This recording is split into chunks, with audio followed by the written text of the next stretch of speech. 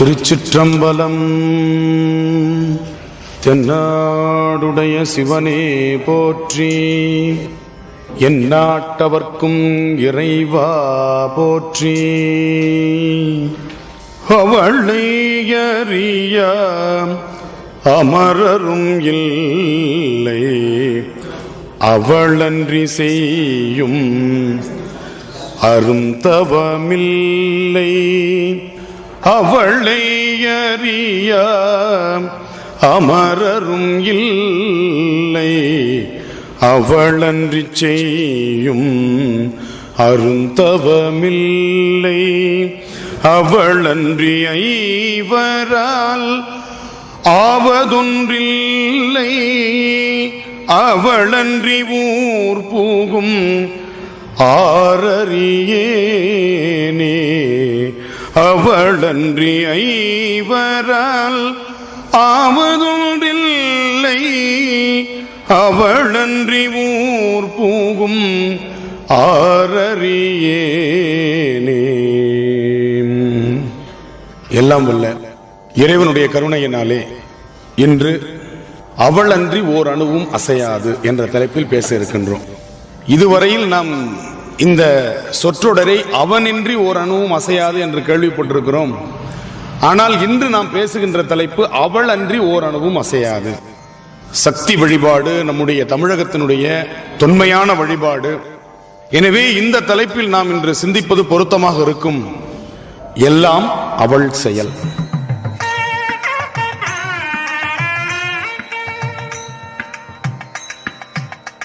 சக்திகள் பொதுவாக மூன்று உண்டு: இச்சா சக்தி, கிரியா சக்தி, ஞான சக்தி. ஒரு செயல் நடைபெற வேண்டும் என்று சொன்னால் முதலில் அந்த செயல் மீது நமக்கு ஒரு இச்சை, ஒரு விருப்பம், ஒரு ஈடுபாடு வேண்டும். இந்த ஈடுபாட்டை கொடுக்கின்ற சக்திக்கு பேர் இச்சா சக்தி பேர். இச்சைனா விருப்பம்னு பேர்.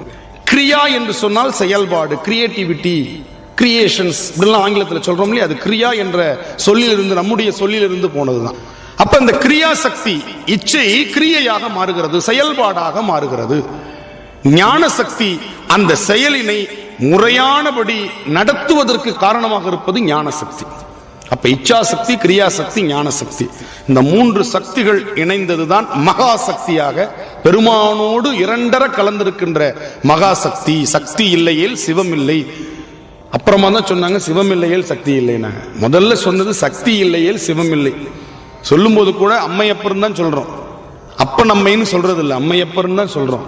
கிராமத்துல சொல்லுவாங்க, சக்தி இல்லைன்னா செவனேன்னு இரு, சக்தி இல்லைன்னா செவனேன்னு இரு. அப்ப சிவன் இயங்க வேண்டும் என்று சொன்னால் சக்தியானவள் இருக்க வேண்டும். அப்ப சிவம் வேறு சக்தி வேறா கேள்வி வருகிறது. இல்லை, நிலையாக இருக்கும் பொழுது சிவம், இயங்கும் பொழுது அது சக்தி. இரண்டுத்துக்கும் பேதம் இல்லை, சிவத்துக்கு சக்திக்கும் பேதம் இல்லை.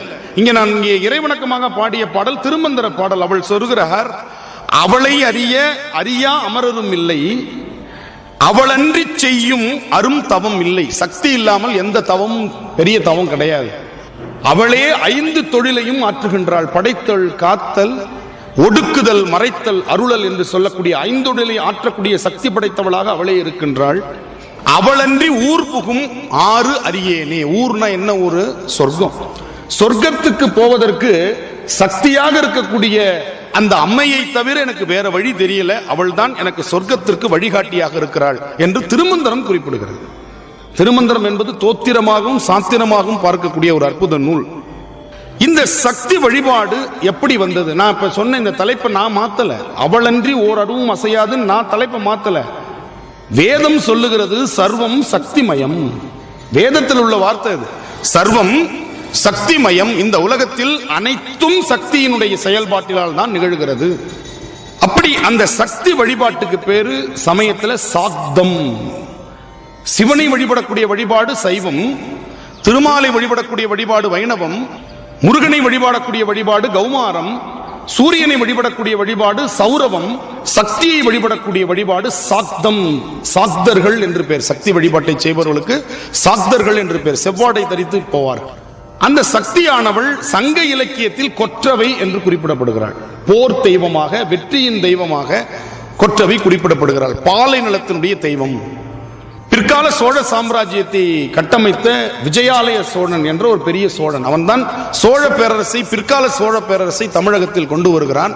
அவன் முதல்ல போர் செய்யறதுக்கு முன்னாடி ஒரு தெய்வத்தை வணங்கினான். என்ன தெய்வம் அப்படின்னா, அந்த தெய்வத்துக்கு பேரு நிசும்ப சூதனின்னு பேர். அந்த மன்னன் அரசாட்சி செய்த இடம் தஞ்சாவூர் பழையாறை பக்கத்துல, தஞ்சாவூர் மாவட்டத்துக்கு பக்கத்துல பழையாறை. அந்த நிசும்ப சூதனி கோவில் இன்று தஞ்சாவூரில் ராகு கால காளி கோவில் இன்னைக்கு இருக்கு. அந்த நிசும்ப சூதனியை வணங்கிவிட்டுத்தான் அவன் பகைப்புலத்தில் போரிட்டு மிக பெரும் சோழ சாம்ராஜ்யத்தை இந்த மண்ணில் திரும்பவும் உண்டாக்குகின்றான். அந்த பரம்பரையில் வந்தவன் தான் மாமன்னன் ராசராசன். ராசராசனுடைய முப்பாட்டனார் யாருன்னா விஜயாலய சோழன். அப்படி அந்த சக்தி தெய்வம். அதிலிருந்து எல்லா கோவில்களிலும் வடக்கு பார்த்த மூர்த்தமாக, கோஷ்ட மூர்த்தமாக கொற்றவையை, துர்க்கையை வழிபடக்கூடிய ஒரு வழிபாட்டு முறை உருவாகணும். அதுவரையும் ஊரினுடைய வடக்கு பகுதியில் சக்தி கோவில் இருக்கும், துர்க்கை கோவில் இருக்கும், ஊருக்குள்ள இருக்காது. ஆனால் சோழர்களுடைய ஆட்சிக்கு பிறகு வெற்றி தெய்வத்தை கொண்டு வந்து அவர்கள் கோவிலின் நடுவாக, ஊர் நடுவில் இருக்கக்கூடிய பொது கோவிலில் வடக்கு மூர்த்தமாக வைக்கக்கூடிய ஒரு வழிபாட்டு முறையை கொண்டு வருகிறார்கள். இப்ப நீங்க சக்தி வழிபாடுன்னு ஒட்டுமொத்தமா எடுத்துக்கிட்டீங்கன்னா அதிகமா இன்னைக்கு இருக்கிறது பாத்தீங்கன்னா மும்பையிலையும் கல்கத்தாவிலையும். கல்கத்தா காளின்னு சொல்லுவாங்க, நாக்க தொங்க போட்டுக்கிட்டு ரொம்ப உக்கிரகமாக இருக்கக்கூடிய காளி கல்கத்தா காளி.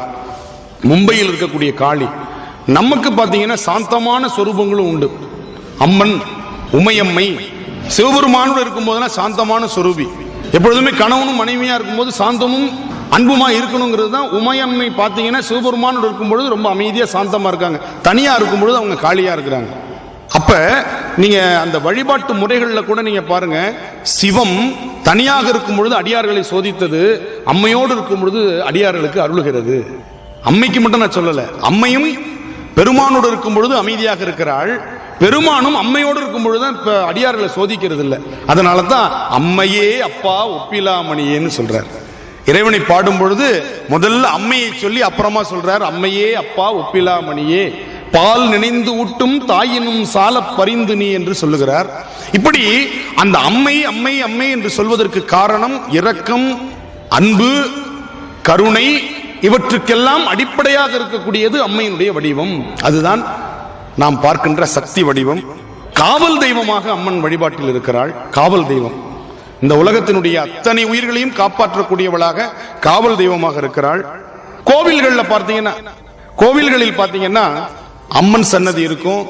சப்த மாதர்கள், இந்த தத்துவத்தெல்லாம் நம்ம இன்னைக்கு பார்க்க போறோம். சப்த மாதர்கள் 7 பெண்கள், அவங்க யாருன்னு நம்ம பார்க்கிறோம்.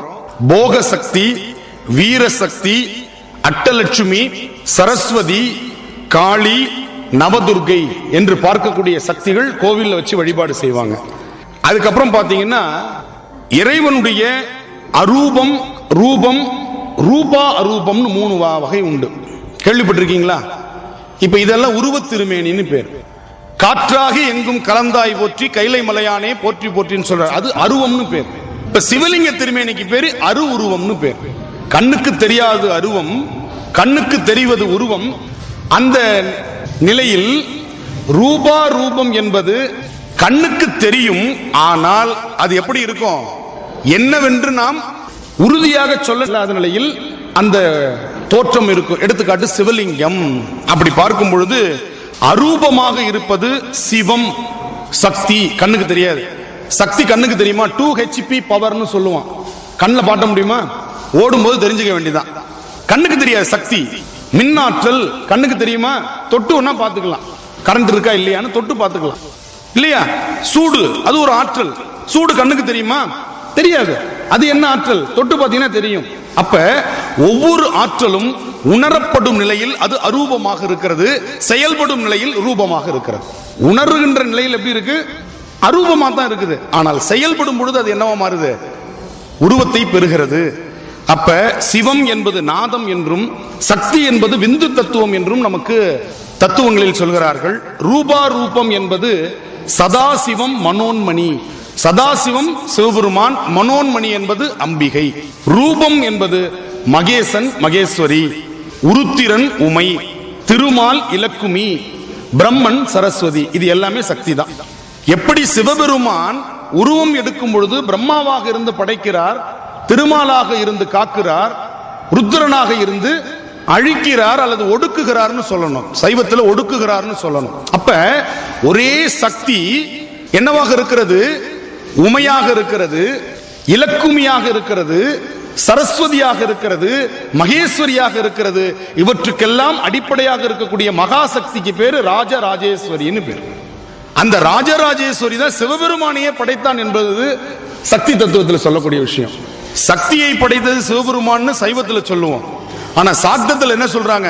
ராஜராஜேஸ்வரி என்கின்ற மகாசக்தி தான் உலகத்தில் அனைத்தையும் உருவாக்கியது. அதுல ஒருவர் தான் சிவபெருமான்.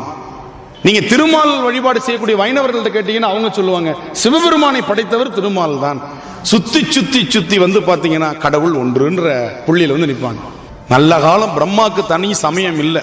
இல்லைன்னா அவங்க ஒண்ணு உருவாக்கி பிரம்மா தான் எல்லாத்தையும் படைச்சார், உயிர்களை படைச்சது மாதிரி சிவபெருமானையும் திருமாலையும் பிரம்மா தான் உருவாக்குனாருன்னு சொல்லிடுவோம்.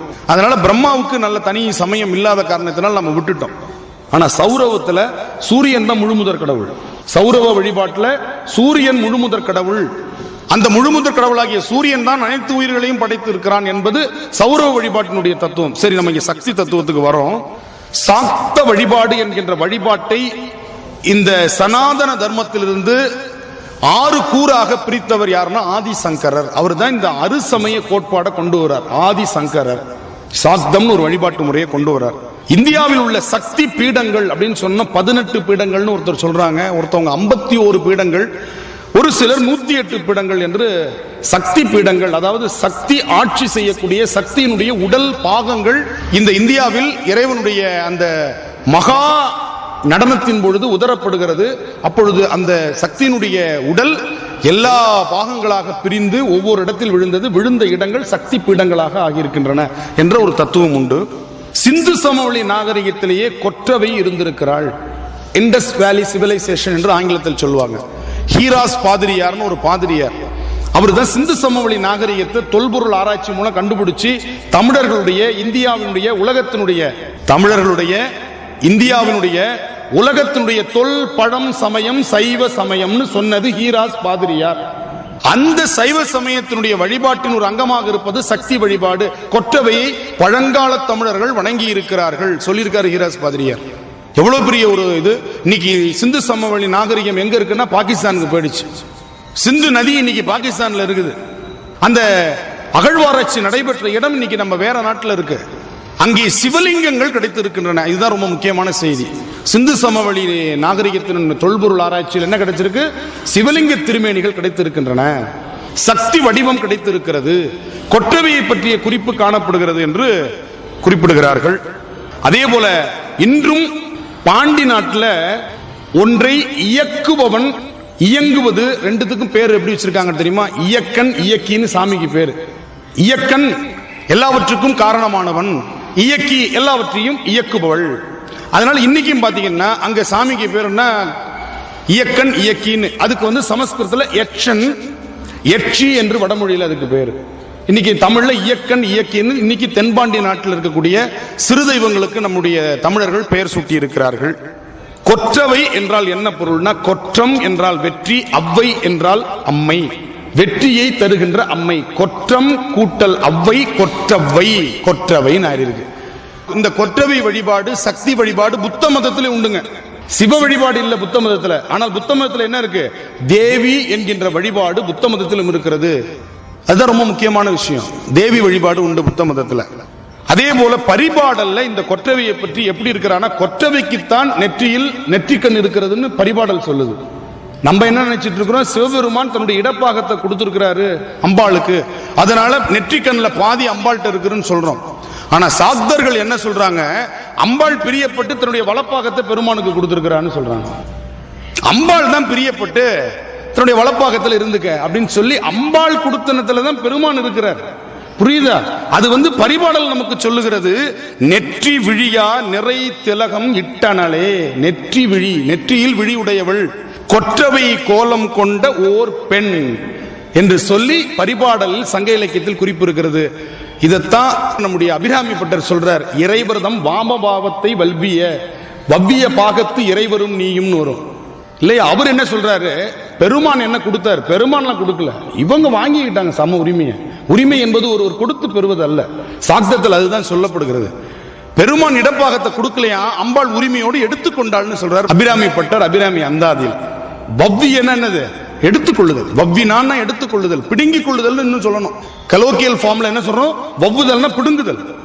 சிறைவன்ட்டு என்னுடைய பாகத்தை கொடுன்னு என்ன பண்ணிட்டாவ? கற்றுண்டைட்டா வாங்கிட்டான். அதனால சாக்த வழிபாடு என்பது ஒரு தொன்மையான வழிபாடுன்னு பார்க்கிறோம். திருமந்திரத்துல 4ஆம் தந்திரம் முழுக்க சக்தி வழிபாட்டை பத்தி பேசு. நிறைய பேர் இந்த 4ஆம் தந்திரத்தை படிக்கிறதே கிடையாது. அதுலதான் சக்கரங்கள் பத்தி பேசுறார், சக்தி சக்கரங்கள் பத்தி பேசுறார். அதுல பாத்தீங்கன்னா திரிபுர சக்கரம், வைரவி மந்திர சக்கரம், சாம்பவி மண்டல சக்கரம், புவனாதிபதி சக்கரம், நவராத்திரி சக்கரம் என்று சக்கரங்களை பற்றிய குறிப்பு 4ஆம் தந்திரத்தில் திருமந்திரத்தில் நமக்கு சொல்லப்படுகிறது. அதுல திருமந்திரத்தில் பாருங்க, அம்பாளை பத்தி சொல்றார். கையில் ஏடு வைத்திருக்கக்கூடிய நங்கை சக்தின்னு சொல்றார். யார் அப்ப கையில ஏடு வச்சிருக்கிறது? சரஸ்வதி. சரஸ்வதியை உமாதேவின்னு சொல்றார் திருமந்திரத்தில். ஏடு அங்கை நங்கை இறை எங்கள் முக்கண்ணி. இதுவரையும் முக்கண்ணன்னு சிவபெருமான சொல்லிட்டு இருக்கிறோம். ஆனா திருமந்திரத்தில் முக்கண்ணின்னு சொல்றார். யார? சக்தியை சொல்லுகிறார்.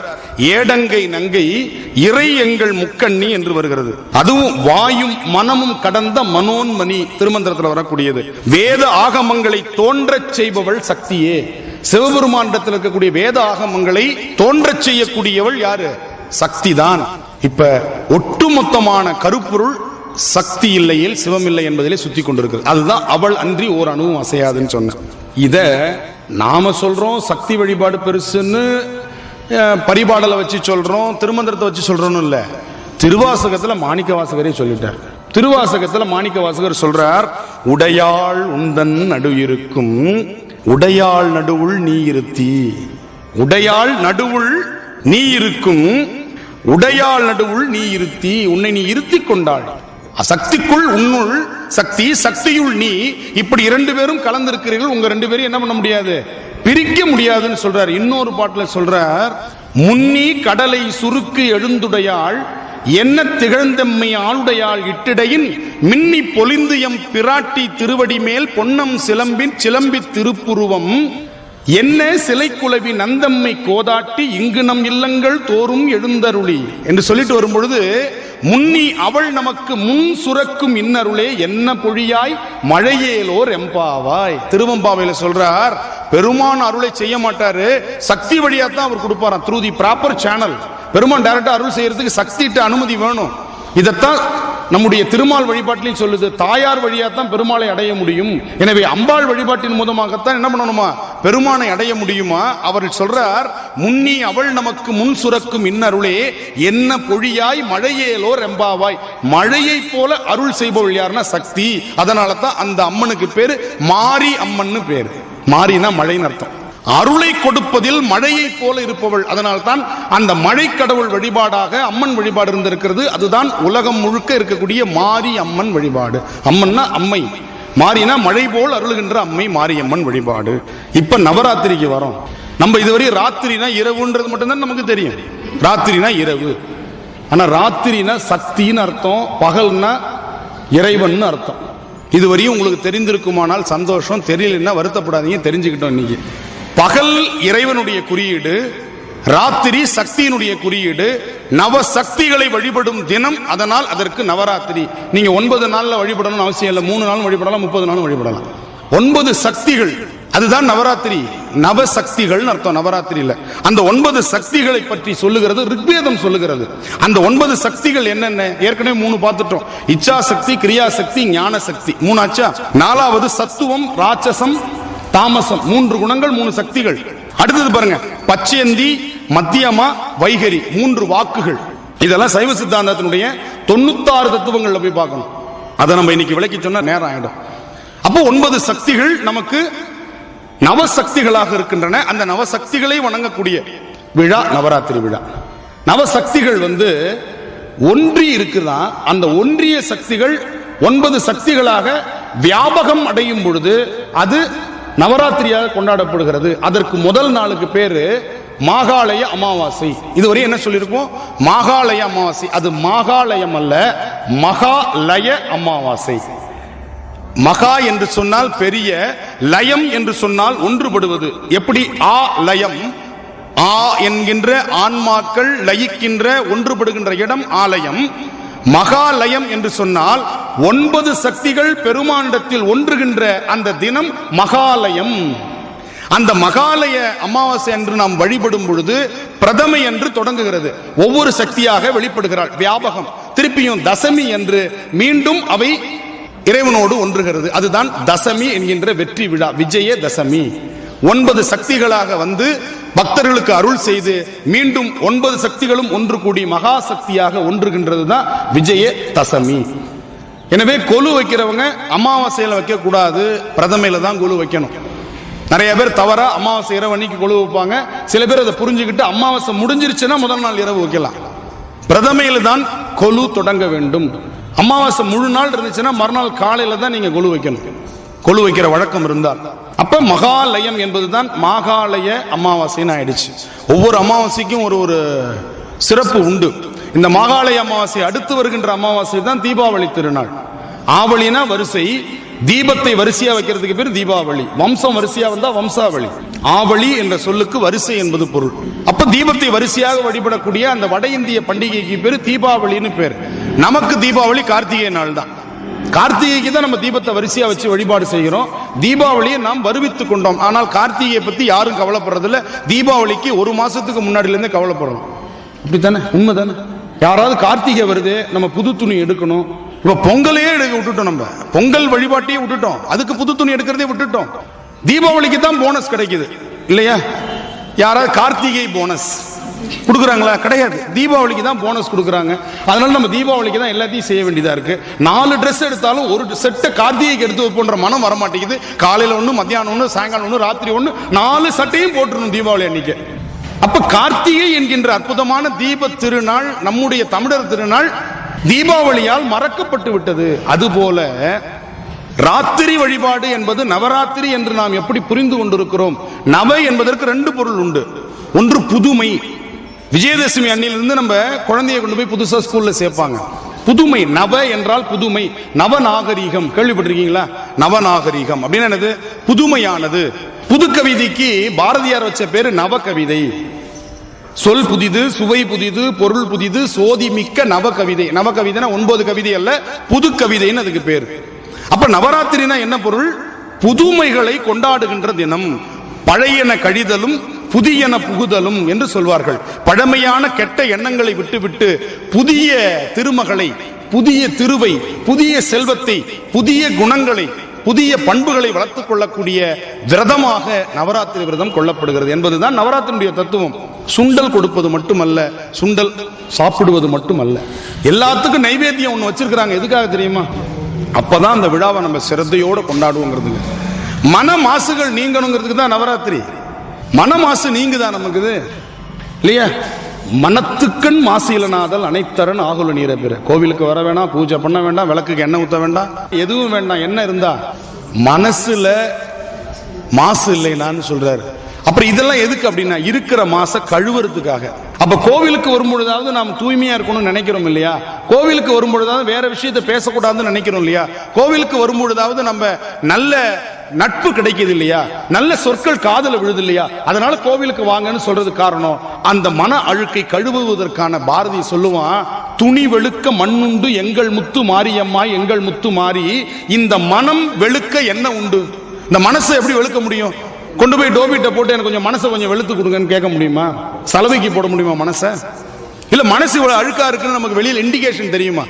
1/4 25% உங்களுக்கு மனசு அழுக்கா இருக்கு. நமக்கு பேட்டரி சார்ஜ் ஏறும் தெரியுமா? 25%, 30%, 80%, 100% சார்ஜ் அப்படின்னு வரும் இல்லையா? அது மாதிரி உங்களுடைய மன அழுக்கு முழுசா நிரம்பிருச்சு, நீங்க ஓவலால் பண்ண வேண்டிய கட்டாயம் அப்படின்னு இண்டிகேஷன் ஏதாவது தெரியுதா? கிடையாது. எவ்வளவு அழுக்கு இருக்குன்னு யாருக்குமே தெரியாது. தெரிஞ்சாலும் வெளியில சொல்ல மாட்டோம். போட்டுரும்ல, பளிச்சுன்னு அடிச்சிடறோம்ல இல்லையா? அதுக்கு தான் பெரிய புராணம் சொல்லுது, திருநீர் அதுக்காக போடுறதுக்கு இல்லப்பா, உன்னுடைய உள்ளம் எப்படி இருக்குன்னு அடுத்தவங்களுக்கு தெரியறதுக்காக போடுறது திருநீர். பூசும் நீரு போல் உள்ளும் புனிதர்கள். ஒரு வீட்டுல கணவன் மனைவி இருக்கிறாங்க. ஒரு வீட்டுல கணவன் மனைவி இருக்கிறாங்கன்னு சொல்றது இன்னைக்கு காலத்துல அதிசயம். கணவன் ஒரு இடத்துல, மனைவி ஒரு இடத்துல இருக்கிறது தான் இன்னைக்கு கூட்டு குடும்பங்கிறது. அப்படி ஆயிடுச்சு. கணவனும் மனைவி இருந்தாங்கன்னா அது கூட்டு குடும்பம். அந்த காலத்துல மாமியார், மருமக, நாத்தனார், குழந்தைனார் எல்லாம் இருந்தா கூட்டு குடும்பம். இப்ப கணவன் மனைவி ஒரு வீட்டுல இருக்கிறதே கூட்டு குடும்பம்னு சொல்ற அளவுக்கு பரந்த மனப்பான்மை உருவாயிடுச்சு இல்லையா நம்ம நாட்டுல? இப்போ ஒரு வீட்டுல கணவன் மனைவி இருந்தாங்க. பக்கத்து வீட்டில் ஒரு புதுசா கல்யாணமான ஒருத்தவங்க குடுத்தனத்துக்கு வராங்க. ஏற்கனவே இருக்கிற கணவன் மனைவி 2 பேர் இருக்கிறாங்கன்னு சொன்ன இல்லையா. அந்த மனைவி கணவனுக்கு காலையில் எந்திரிச்சு காப்பி போட்டு கொடுத்து இவங்களும் ஒரு காப்பி எடுத்துட்டு வந்து அந்த ஜன்னல் ஓரமா வந்து காஃபி குடிச்சிட்டு இருக்கிறாங்க. இந்த ஜன்னல்லேருந்து கீழே பார்த்தா அந்த புதுசா குடி வந்திருக்கிறவங்க வீடு தெரியுது, புழக்கடை தெரியுது. அந்த புதுசா குடி வந்த அந்த பொண்ணு துணி துவைச்சிட்டு இருக்கு. துணி துவைச்சு அலசி காய போட்டுச்சு. இந்த அம்மா பார்த்து கணவன்கிட்ட சொல்லுது, நான்லாம் எப்படி துணி துவைக்கிறேன், இது பாருங்க எப்படி துணி துவைச்சிட்டு இருக்கு, அழுக்கே போகல. அவங்க புருஷன் ஒண்ணுமே சொல்றது இல்ல, அப்படியே அலசி அப்படியே காய போடுது, துணியில எவ்வளவு அழுக்கு இருக்கு பாருங்க. கணவன் கேட்டுக்கிட்டாரு. அடுத்த நாள் இதே மாதிரி பாக்குது, இன்னைக்கும் துணி துவைக்கல சரியானுச்சு. அடுத்த நாள் பார்த்துச்சு, இன்னைக்கும் துணியை சரியா துவைக்க மாட்டேங்குது. இத்தனை நாள் ஆச்சு, இன்னைக்கு அது துணியை சரியா துவைக்க. ஒரு வாரம் கழிச்சு, ஏங்க இங்க வாங்க அப்படின்னுச்சு. என்ன இன்னைக்கு பாருங்க அது பளிச்சுன்னு துணி துவைச்சிருக்கு, துணி துவைக்க கத்துக்குச்சா இல்ல சோப்பை வேற மாத்திருச்சான்னு தெரியல, பாருங்க எல்லாமே பளிச்சுன்னு இருக்குன்னு சொல்லிச்சு. அப்பதான் கணவனார் சொன்னாரு, நம்ம வீட்டு ஜன்னலை இன்னைக்கு தான் நான் தொடச்சேன்னு. அழுக்கு எங்க இருந்திருக்கு? நம்ம கிட்ட இருந்திருக்கு. நான் இன்னைக்கு ஜன்னலை தொடச்சிட்டேன், அதனால உனக்கு அந்த துணி பளிச்சுன்னு இருக்கிறது தெரியுது. இதுவரை குறையும் அழுக்கும் நம்மிடத்தில் இருந்தது. யாருமே இதை ஒத்துக்கிறது இல்லை. அடுத்தவங்க மேல எப்படி நாம சுமத்துறது, அடுத்தவங்களை எப்படி நாம குறை சொல்றது, அடுத்தவங்க மேல நாம எப்படி நம்முடைய தவறுகளை சாய்த்து விட்டு நாம் எப்படி எஸ்கேப் ஆகிறது, இதை நினைக்கிறது இருக்கு பாருங்க. இந்த எண்ணத்தை மாற்றிக்கொள்வதுதான் நவராத்திரி விரதம். இதை சயின்டிபிக்கா நிரூபிக்கிறாங்க. 9 சக்திகள் நான் சொன்னேன். இதுதான் இன்று நவக்கிரகங்கள் என்று நாம் சொல்லுகின்றோம். நவக்கிரகங்கள், நவக்கிரகங்களும் நவசக்திகள். ஞாயிறு, திங்கள், அடுத்தது செவ்வாய், புதன், வியாழன், வெள்ளி, சனி, ராகு, கேது, ஆக மொத்தம் 9 சக்திகள். இதைத்தான் சயின்ஸ் எப்படி சொல்லுதுன்றதை நாங்கள் உங்களுக்கு சொல்லிடணும். சூரியனிலிருந்து வரக்கூடிய அந்த நிறங்கள் 7 நிறங்கள். சயின்ஸ் படிச்சவங்களுக்கு தெரியும், அனுபவமா கேள்விப்பட்டவங்களுக்கு தெரியும். சூரியன்ல எத்தனை நிறம்? விப்ஜிஆர் என்று சொல்லக்கூடிய 7 நிறங்கள், 7 சக்திகள். அப்ப ராகு கேது என்னன்னா அல்ட்ரா வயலட், இன்ஃப்ராரெட் என்ற 2 கதிர்வீச்சுகள். ராகு கேது, ஆக மொத்தம் 9 சக்தி. சயின்ஸுக்கு கொண்டு வந்துட்டோமா சக்தி வழிபாட்ட? 7 சக்திகள் கண்ணுக்கு தெரியும், அல்ட்ரா வயலட், இன்ஃப்ராரெட் கண்ணுக்கு தெரியாது. அது நிழல் கிரகமாக நம்முடைய முன்னோர்கள் ராகு கேதுன்னு வச்சிருக்கிறாங்க. ஆனா அதுதான் பிரச்சனையே. அல்ட்ரா வயலட்டும் இன்ஃப்ராரெட்டும் தான் உடலுக்கு பிரச்சனை தரக்கூடியது. அதுக்கு தான் பெருமான் ஓசோன் லேயர்னு ஒன்று வச்சிருக்கிறான். அந்த ஓசோன் லேயர் ரொம்ப கடுமையான லேயர்.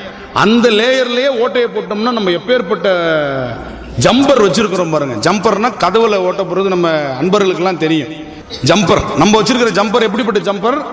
ஓசோன் லேயர்லயே ஓட்டையை போட்டு அல்ட்ரா வயலட் ரேஸை வீட்டுக்கு கொண்டு வந்துட்டோம்.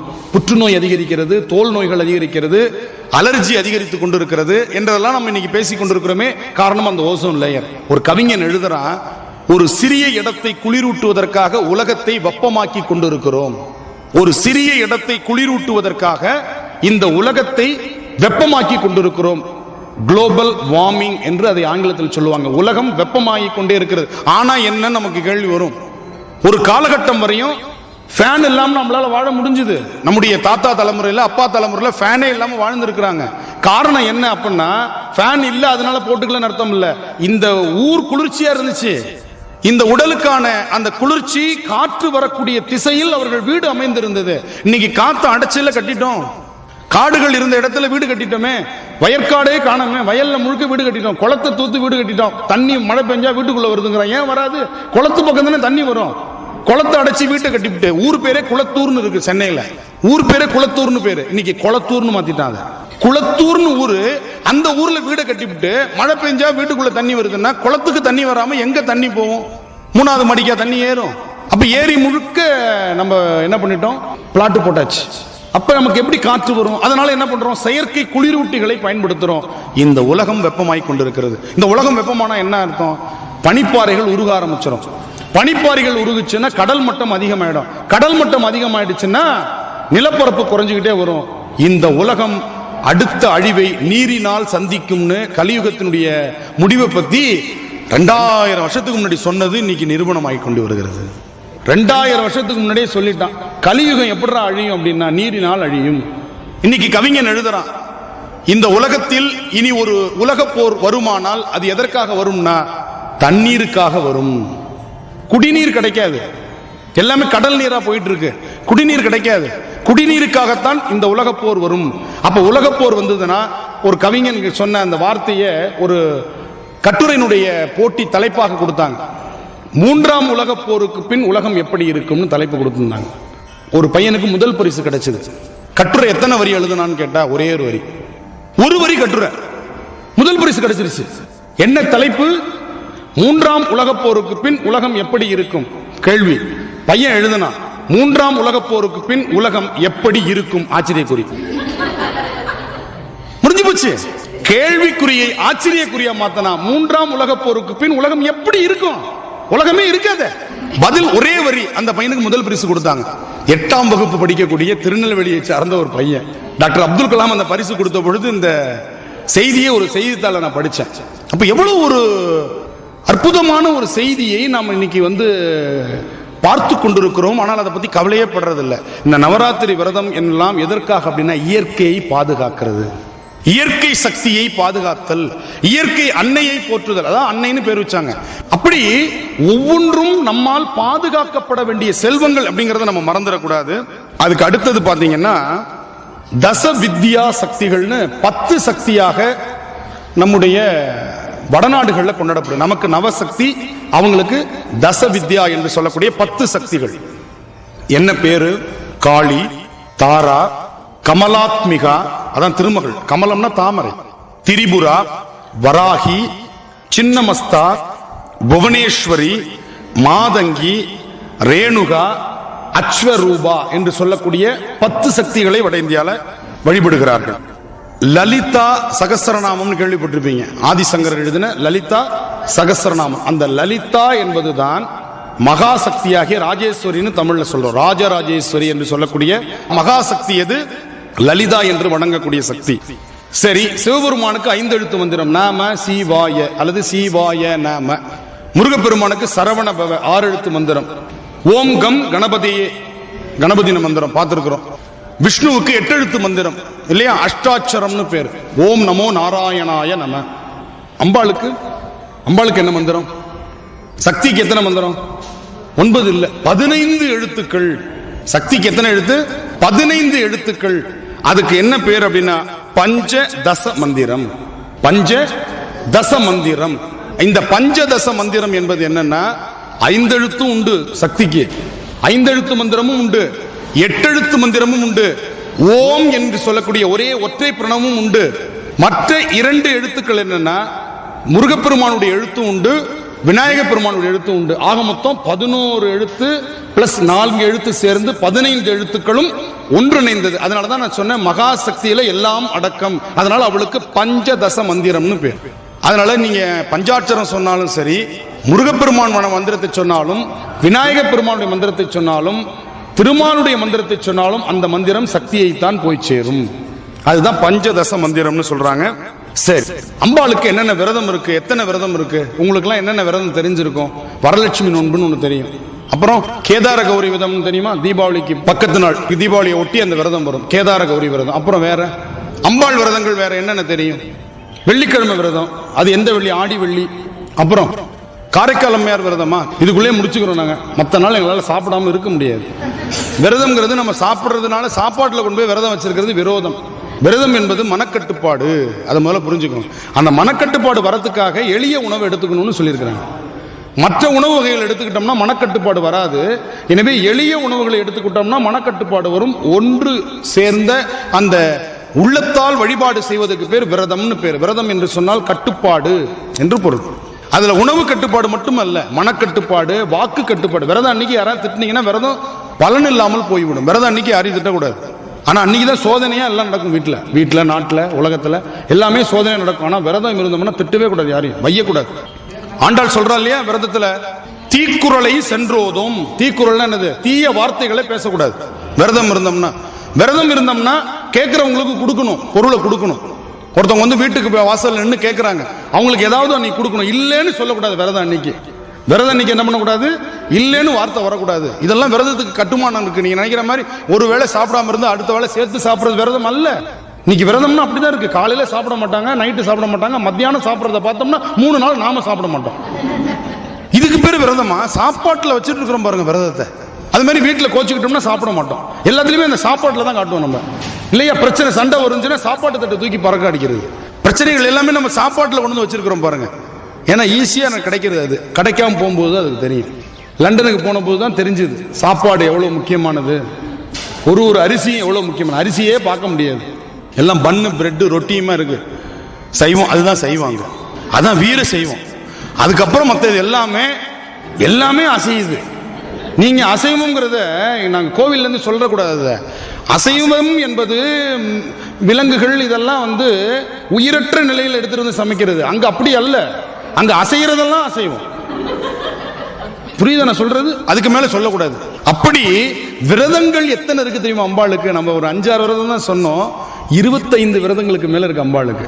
ஒவ்வொரு விரதமும் நான் சொல்றேன், ஞாபகம் வச்சுக்க முடிஞ்சா வச்சுக்கோங்க.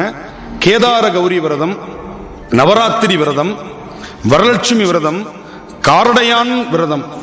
காரடையான் நோன்புன்னு சொல்லுவாங்க. காமாட்சி அம்மை விரதம் இருந்து பெருமானை அடைந்தாள். அந்த விரதுக்கு பேரு காரடையான் நோன்பு. கார் அரிசியில் அடை செய்து வழிபாடு செய்யறது தான் கார் அடை நோன்பு, காரடையான் நோன்பு. கார்ன்றது அரிசி வகை. கார் காலத்துல வரக்கூடிய அந்த நெல்லுக்கு பேரு கார் நெல்னு பேரு. மாங்காய் எப்படியுமே வெயில் காலத்துல தான் வரும். கார் காலத்துல ஒரு மாங்காய் வரும் விற்பனைக்கு. பார்த்திருக்கீங்களா? அந்த மாங்காய்க்கு பேரே கார் மாங்கான்னு பேர். தஞ்சாவூர் பக்கத்துல உண்டு. குளிர் நாள்ல அந்த மாங்காய் பூத்து காய்க்கும், அதுக்கு பேர் கார் மாங்கான்னு சொல்லுவாங்க. புளிப்பு அதிகமா இருக்கும். அதனால கார் காலத்தில் வரக்கூடிய விவசாயத்தால் வரக்கூடிய அந்த அரிசிக்கு கார் அரிசி. அந்த கார் அரிசியில் அடை தட்டி வழிபாடு செய்து விரதம் இருக்கிறதுக்கு பேர் காரடையான் நோன்புன்னு பேரு. காமாட்சி அம்மை செய்த நோன்பு. கருட பஞ்சமி விரதம். பஞ்சமி அன்னைக்கு அந்த கருட பீஜம் வரும் பொழுது கருட பஞ்சமி விரதம் என்று சொல்வார்கள். சாவித்திரி விரதம். சத்தியவான் சாவித்திரி தன்னுடைய கணவன் உடல்நலக் குறைவாக இருக்கும் பொழுது பெண்கள் இருக்கிற விரதத்துக்கு பேரு சாவித்திரி விரதம்னே வச்சுட்டாங்க. ஏன்?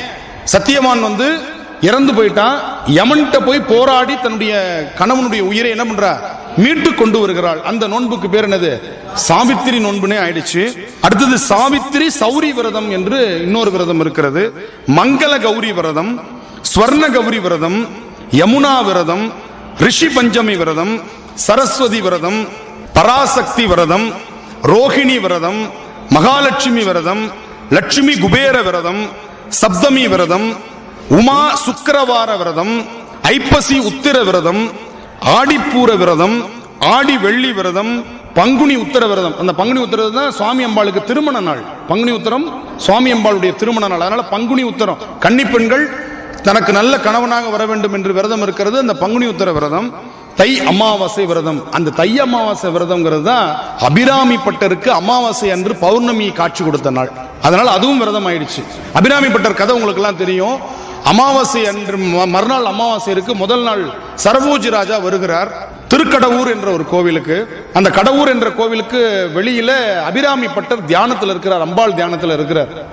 அப்படி அம்பாள் தியானத்தில் இருக்கும் பொழுது அந்த அபிராமி பட்டரிடத்தில் அந்த அரசன் நாளைக்கு என்ன திதி என்று கேட்கிறார். அவருடைய கண்ணை மூடி இருக்கிற நேரத்தில் அம்பாள் பிரசன்னமாகிறார். அந்த ஒளி வெள்ளத்துல நாளைக்கு பௌர்ணமின்ட்டார். பார்த்தா அன்னைக்கு அமாவாசை, தை அமாவாசை. உடனே அமாவாசை அன்னைக்கு பௌர்ணமின்னு சொல்லி நம்மள என்ன பண்ணிட்டாரு? அவர் கேலி செய்து விட்டார்னு அரசன் தவறா புரிஞ்சுக்கிட்டு அவரை கொல்றதுக்கு துணிகிறான். அப்ப என்ன பண்றான்? 100 கயிறுகளால் ஆன ஒரு ஊஞ்சல் கட்டுகிறான். அந்த ஊஞ்சலுக்கு கீழே தக தக தக என்று நெருப்பு பற்றி எரிகிறது. அப்பதான் அவர் அபிராமி அந்த ஆதி பாடுகிறார். உதிக்கின்ற செங்கதிர் உச்சி திலகம்னு ஆரம்பிக்கிறார், உதிக்கின்றேன்னு ஆரம்பிக்கிறார்.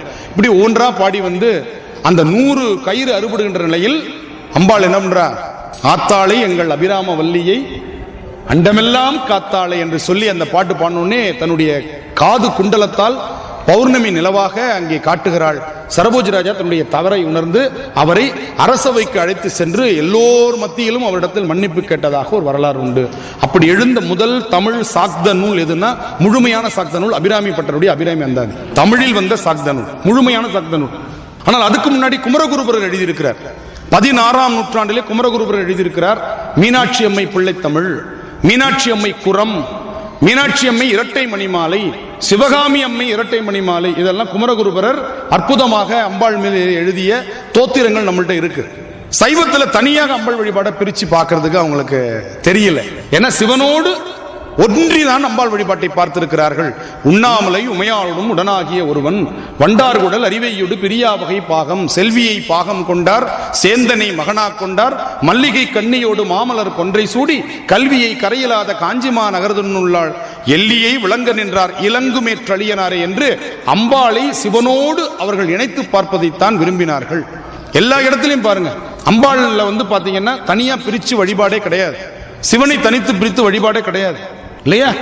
கொத்தலர் குழலியோடு இதுல வரும் நமக்கு வேயுரு தோழி பங்கன், வேயுரு தோழி பங்கன், அந்த அற்புதமான வேய் போன்ற மூங்கிலை போன்ற தோள்களை உடைய உமையம்மையை ஒரு பாகமாக உடையவன் என்றுதான் அங்கே சொல்றார் இல்லையா. இன்னொரு பாட்டுல பெண்ணில் நல்லாளுடன் பெருந்தகை இருந்ததே, பெண்ணில் நல்லாளுடன் பெருந்தகை இருந்தது. அப்ப பெண்ணோடு அந்த பெருமான் இருப்பதைத்தான் அவர்கள் மிக அற்புதமாக பாடினார்கள் என்பதற்கு அந்த வரலாற்று சான்று இருக்கு. இப்படி விரதங்கள்ல அந்த நவராத்திரி விரதம் எப்படி இருக்கிறது அப்படின்னா, மூன்று நாட்களாக அதை பிரித்துக் கொள்வார்கள். முதல் 3 நாட்கள் வீரம் துர்க்கை வழிபாடு என்று சொல்வார்கள். அடுத்த 3 நாட்கள் திருமகள் வழிபாடு, சக்தி வழிபாட்டில் திருமகள் வழிபாடு. கடைசி 3 நாட்கள் என்ன வழிபாடு? சரஸ்வதி வழிபாடு. கடைசி 10வது நாள் இந்த 3 வழிபாட்டையும் இணைத்து அந்த முப்பெரும் தேவியர்களும் நவசக்திகளும் ஒன்றுபட்ட மகா சக்தியாக விஜயதசமியாக வெற்றி திருநாளாக கொண்டாடுகிற மரபு. இந்த கொலு வைக்கிற மரபு எங்கேருந்து வந்துச்சு அப்படின்னா, ஆந்திர மாநிலத்திலிருந்து தமிழ்நாட்டிற்கு வந்தது.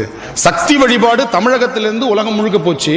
ஆனால் கொலு பொம்மை வைத்து வழிபாடு செய்கின்ற சக்தி வழிபாடு விஜயநகர பேரரசு என்று சொல்லக்கூடிய ஒரு பேரரசு உருவாகிறது. வடக்கே முகலாய மன்னர்களுடைய ஆட்சி இருக்கிறது. அவர்கள் இந்த சமயத்தினுடைய சைவத்தினுடைய வைணவத்தினுடைய அந்த கோட்பாடுகளை எல்லாம் தங்களுடைய கோட்பாடுகளாக மாற்றிக்கொண்டு வருகின்ற சூழலில் ஆந்திர மாநிலத்தில் 2 பேர் படைத்தலைவர்கள் இருக்கிறாங்க. அரிகரர் புக்கர்னு 2 படைத்தலைவர்கள். அந்த 2 படைத்தலைவர்கள் என்ன பண்றாங்கன்னா, அந்த முகலாய பேரரசை ஆந்திராவிற்கு பின்னால் வரவிடாமல் தடுக்கிறார்கள். அதனால் தமிழகமும் தப்பித்துக் கொள்வதற்கு அதுவே காரணமாகிறது. அந்த 2 பேரும் படைத்தலைவர்கள். அந்த 2 படைத்தலைவர்களுக்கு பேரு நாயக்கர்னு பேர்.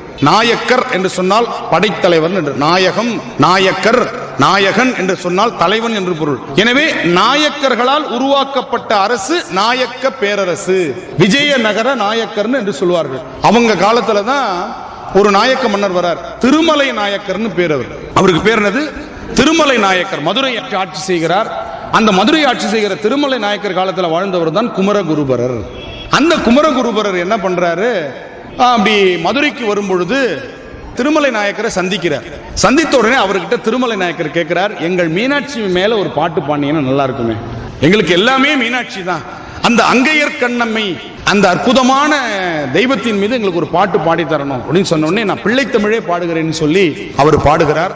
பிள்ளைத்தமிழ்ல 10 பருவங்கள், காப்பு பருவம், தாள பருவம், செங்கீரை பருவம், சப்பானி பருவம், அம்புலி பருவம், முத்த பருவம், வருகை பருவம், ஊசல் பருவம், அம்மானை பருவம், நீராடல் பருவம் என்று 10 பருவங்களை கொண்டு பாடப்படுவது என்ன பாடல்? பிள்ளைத்தமிழ். பருவத்திற்கு 10 பாடலாக 100 பாடல்கள், இறைவணக்க பாட்டு, காப்பு பாட்டு 1 ஆக மொத்தம் 101 பாடல்கள் கொண்டது பிள்ளைத்தமிழ். இப்படி பாடிக்கொண்டே வருகிறார். காப்பு பருவம் பாடியாச்சு, தாள பருவம் தாலாட்டு பாடுகின்ற பருவத்தை பாடிட்டாரு, சப்பானி பருவம் பாடியாச்சு, எல்லா பருவமும் பாடிட்டு வந்துட்டு வருகை பருவம் பாட்டு வருது. அந்த பருவ பாடலை அவர் பாடி முடிச்சதும் மீனாட்சியே குழந்தையாக வந்தாள் என்பது வரலாறு. அந்த பாட்டு என்ன பாட்டுன்னா, தொடுக்கும் கடவுள் பழம்பாடல் தொடையின் பயனே, நரை படுத்த துரைத்தீன் தமிழின் ஒழுகு நரும் சுவையே, அகந்தை கிழங்கை அகழ்ந்து எடுக்கும் தொழும்பர் உளக்கோயிற்கு ஏற்றும் விளக்கே, வளர் சிமைய இமய பொறுப்பில் விளையாடும் இளமென் பிடியே, எரிதரங்கம் உடுக்கும் புவனம் கடந்து நின்ற ஒருவன் திருவுள்ளத்தில் அழகு ஒழுக எழுதி பார்த்திருக்கும் உயிரோவியமே, மதுகரம் வாய்மடுக்கும் குழற்காடு ஏந்தும் இளவஞ்சி கொடியே வருகவே, மலையத்துவசன் பெற்ற பெருவாழ்வே வருக வருகவேனர் அம்பாள் வந்தா. வந்து என்ன பண்றா, திருமலை நாயக்க மன்னனுடைய கழுத்தில் இருந்த முத்துமாலையை கழட்டி என்ன பண்ணா, குமரகுருபரருக்கு பரிசாக கொடுத்து மறைந்தாள் என்பது வரலாற்று உண்மை. அப்படி சக்தி மீது குமரகுருபரர் பாடியிருக்கிறார். மீனாட்சி அம்மை குரம் பாடியிருக்கிறார். குரம்னா என்னது? குறவஞ்சி பாடல். குறவஞ்சி பாடல் நம்முடைய தமிழகத்தினுடைய ஒரு பழமையான ஒரு இலக்கியம். குற்றால குறவஞ்சி கேள்விப்பட்டிருப்பீங்க, சரபேந்திர பூபால குறவஞ்சின்னு இருக்கு. அந்த மாதிரி தமிழ்ல நிறைய குறவஞ்சி நூல்கள் தமிழ்ல உண்டு. முருகன் பாடல்கள் பெரும்பாலும் குறவஞ்சி பாடல்களா இருக்கும். வள்ளலார் நிறைய குறவஞ்சி பாடல்கள் நிறைய பாடியிருக்கிறார். இன்னொன்னு, எளிமையாக கருத்துக்களை சொல்ற ஒரு மெட்டு குறவஞ்சி மெட்டு. பாரதி அதிகமாக பயன்படுத்தின மெட்டு காவடி சிந்து மெட்டு. அதனாலதான் பாரதிதாசன் சொல்லுவார், நீடு துயில் நீக்க பாடி வந்த நிலா. யாரு? பாரதியார்.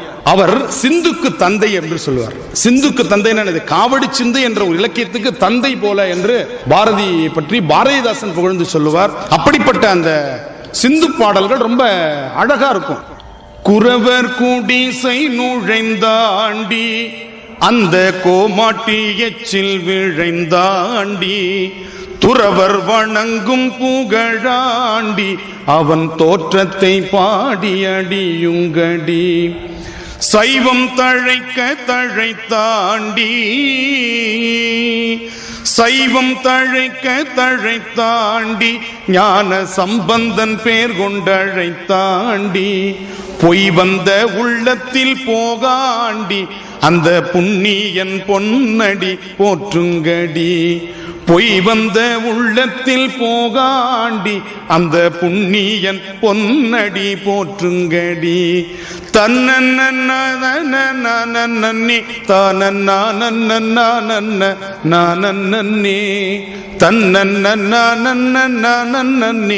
தன தனே. இது குறவஞ்சி மெட்டு, கொம்மி மெட்டுன்னு சொல்லுவோம். இந்த மெட்டுல நிறைய பாடல்கள் நம்முடைய தமிழ் இலக்கியத்துல பாடியிருக்கிறாங்க. அதுல நிறைய அருணாச்சல கவிராயர் நிறைய எழுதியிருக்கிறார். அப்புறம் ரெட்டியார், அண்ணாமலை ரெட்டியாருடைய குறவஞ்சி பாடல்கள் ரொம்ப. சென்னி குல நகர்வாசன் தமிழ் தேரும் அண்ணாமலை நேசன், சென்னி குல நகர்வாசன் சிவ அண்ணாமலை நேசன். அந்த மாதிரி இந்த பாடல்கள்லாம் நிறைய. ஏறாத மலைகளிலே மிகு ஜோராக ஏறி வந்தேன், ஏறாத மலைதனிலே வெகு ஜோராக நான் ஏறி வந்தேன். அப்படி வந்துட்டு தனநன்னி அந்த காவடி ஆடுவது போலவே அந்த மெட்டு அமைந்திருக்கும்.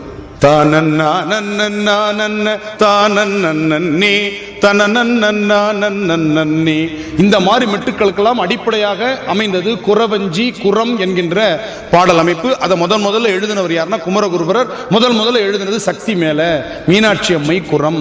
குரம்னா என்ன?